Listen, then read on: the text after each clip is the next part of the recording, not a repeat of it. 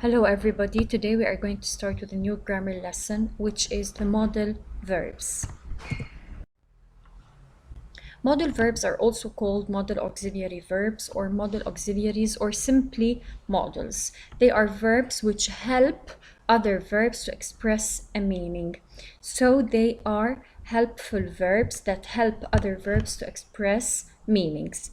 It is important to realize that these modal verbs have no meaning by themselves. Yani if you read this modal verb alone, it has no meaning unless you have it with another verb. We have 10 modal verbs which are can, could, may, might, will, would, shall, should, must, and ought. These are the 10 modal verbs that we are going to talk about today. Phrasal modals are such as be able to, be going to, have got to, had better, be supposed to, be to, and used.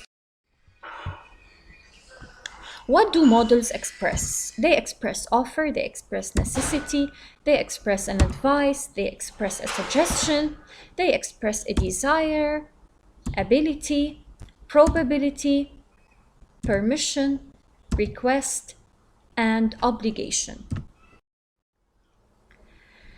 For example, if we said she can drive, this is an ability. I must go, this is a strong necessity. You should call him, this is an advice. Could you help me with this report, please? This is a request.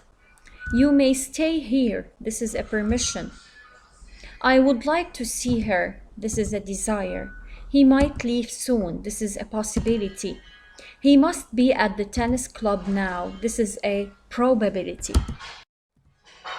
Modal verbs are a subcategory of auxiliary verbs, which means they cannot be used without a main verb.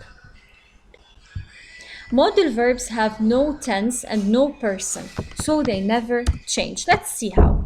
All modal verbs must be followed by a main verb in the base form, except for O, which is followed by an infinitive. Let's see how.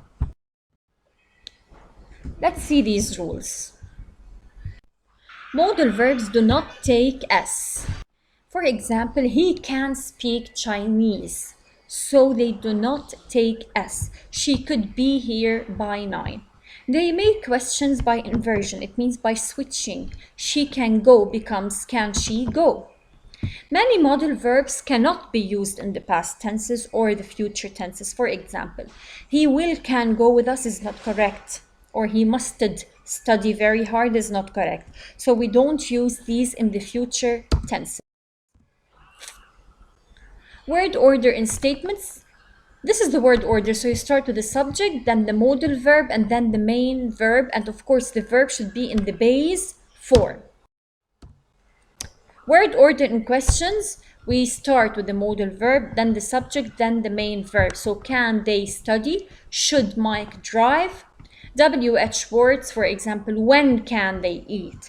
How could he walk? When may she come in? What must they do? So this is the order of the sentences. There is a certain order that you have to follow in order to ask a question using the modal verbs, or asking a question that starts with WH word plus a modal verb, and when writing a sentence.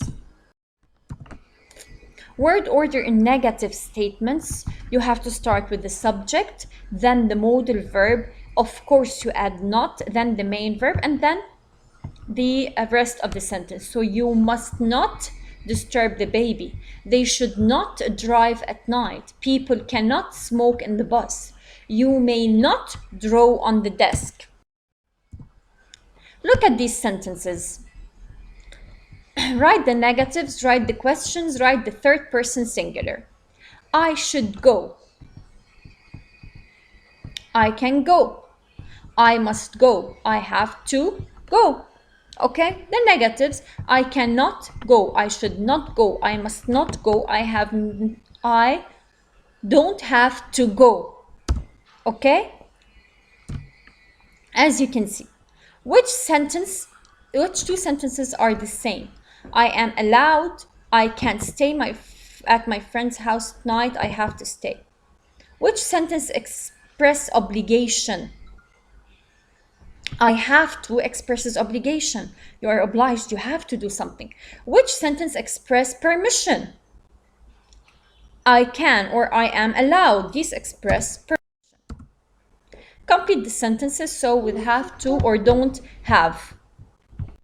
So we have children have to go to school. Millionaires have to work. No, they don't have to work.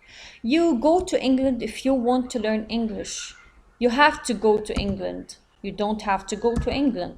In England, you drive on the left. You have to drive on the left. Put the sentences into the negative, the question, and the past. Henry can swim. Henry cannot